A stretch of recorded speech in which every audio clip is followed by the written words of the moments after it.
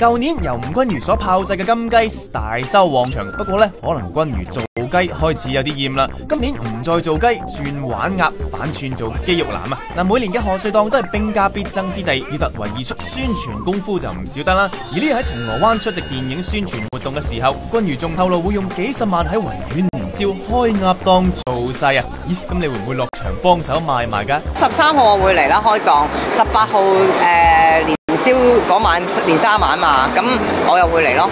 咁中間就叫啲靚仔啊、model 啊、靚女啊、演員啊，咁佢哋個個都話幫我負責看一晚喎，即係大家已經分工咗啦，已經排晒咁咯。係啊，咁啊大鑊啦！你咁樣做，豈不是要令本來已經逼爆嘅維園更加逼爆？不過新年啊，熱鬧啲都係一件好事嚟嘅。君如仲預告，到時將會售賣一個福袋，內含笑口棗、鳳梨酥，寫上生鬼語句嘅利是封，仲有孖煙通同埋壯陽 T bag 茶包添。嗱，講到呢個 T bag，君如就即時興奮起上嚟。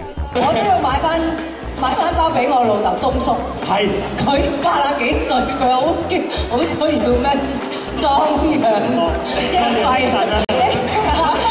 講到個功效咁神奇，搞到我都有啲想試下添。而且君如仲話啲收益將會撥捐慈善機構，咁有意義啊！冒住逼死嘅危險都要嚟支持下你啦。